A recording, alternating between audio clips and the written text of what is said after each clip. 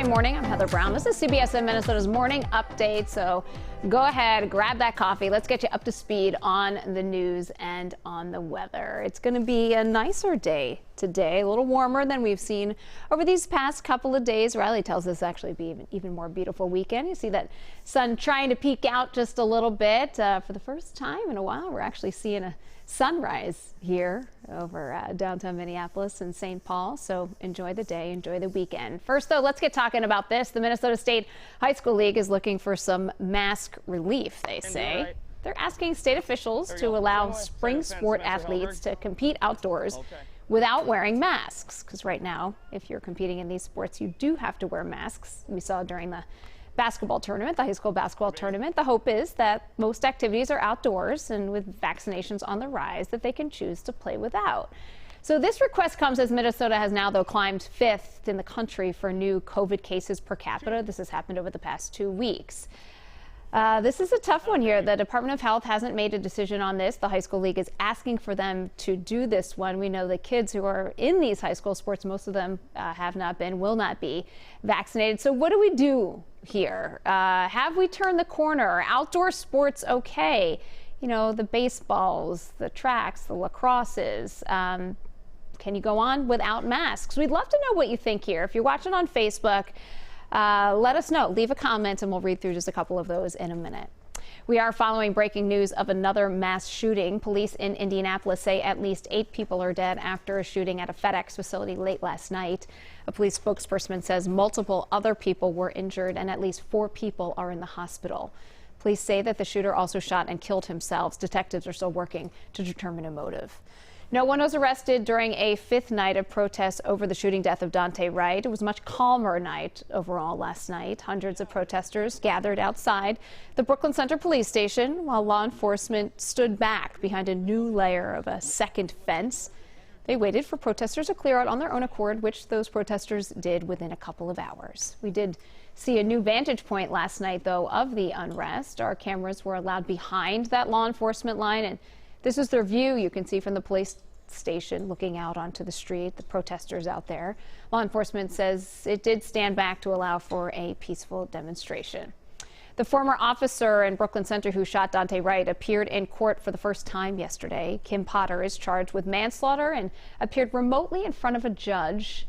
No cameras were allowed here, which is why you see those court sketches. Potter could serve up to 10 years in prison if she's convicted. She'll be back in court next month. The fate of Derek Chauvin for his role in George Floyd's death will soon be in the hands of the jury. For the first time, we saw Chauvin with his mask off and the mic turned on in front of him in that courtroom. The jury was not in the room when he invoked the 5th. They are not allowed to hold his decision to remain silent against him. Defense attorney Eric Nelson told the rest of the court that he and Chauvin had had several conversations about it as recently as the night before. Is this your decision not to testify? It is, Your Honor. All right. Do you have any questions about your right to remain silent or to testify on your own behalf? Not at this time, I don't. So that kicked off what turned out to be the last day of testimony. The defense rested its case, and the state brought back 1 witness for rebuttal. Closing arguments were scheduled to begin on Monday, and that's when the jury will begin deliberating after those are finished up.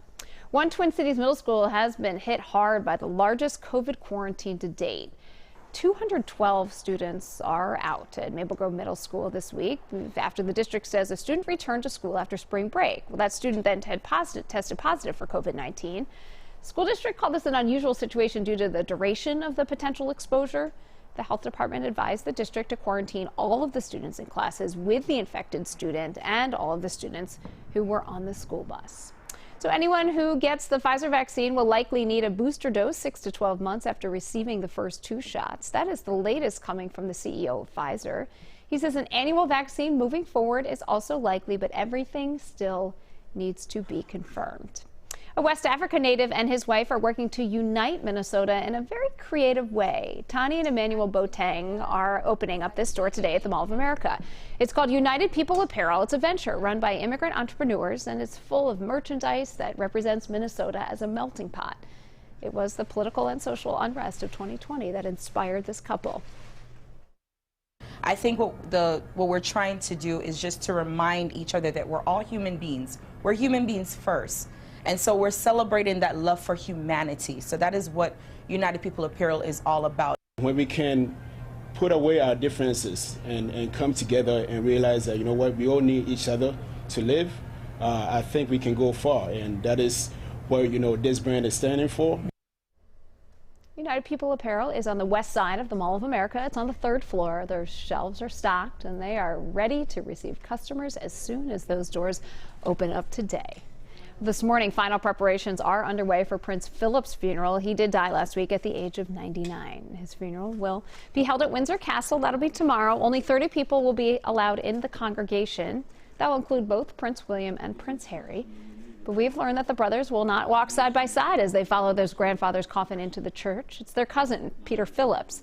He'll walk between them. These brothers, as most of us know, are grappling with strained relations since Harry's decision to step away from royal duties last year. Keith Urban teams up with Mickey Guyton to host the 56th Academy of Country Music Awards on Sunday. The show will honor some of the industry's biggest names. It will also feature performances from superstars like Carrie Underwood, Chris Stapleton, Miranda Lambert. Performers will appear from 3 iconic music venues across Nashville. That show does start right here on WCCO at 7 o'clock. So drivers on the West Coast keep passing an unusual sight along the highway. This is Bear Sun. It's a life-size teddy bear just making its way from Los Angeles to San Francisco on foot, which, by the way, is more than 400 miles. There's a man inside there. He's 33 years old. He's from California, and he said, look, I just want to do this for fun. He created this character on his own a few years ago. I mean, he's run several marathons in it, too. I'm sorry, but that thing must stink. This is his first city-to-city adventure. He's been walking anywhere from 30 to 50 miles a day. He just camps along the route with any gear. Looks like he's having fun, maybe stopping at In-N-Out to get a little fuel there. He is hoping to reach San Francisco by next week, and we sure do wish him all the best to Bear Sun. Let's head back to today's talk. Our high school's spring sports without masks. Where are we there? I'd love to hear what you have to say, because I got a baseball player who will be out there this spring. Mary says spectators should still practice social distancing and wear masks, but the athletes should go without. So the plan is that the athletes, at least according to what the high school league wants, is they would not wear masks while they're playing. But then once they went into the dugout, that's when they put them back on anytime between competitions. We have Waylon saying if social distancing guidelines are 3 to 6 feet, seems it would make sense that outdoor sports shouldn't need masks.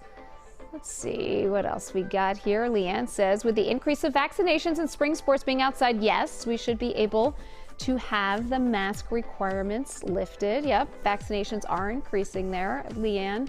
Not among the kids, though, where we're seeing it spread there. This is a tough one. Bert says, take the masks off. They are outdoors, for heaven's sakes. Yep, we know that outdoors are far, far, far less likely to spread COVID there. Jackie says, it's outdoors. I say let them play with no masks on the field. Maybe masks in the dugouts. Yep, where the close contact would be. Thanks, everybody. Thanks for leaving your comments there. Really appreciate it. That's your morning update from CBSN Minnesota. We are your only local streaming news source. Have a great weekend, and we'll see you back here on Monday.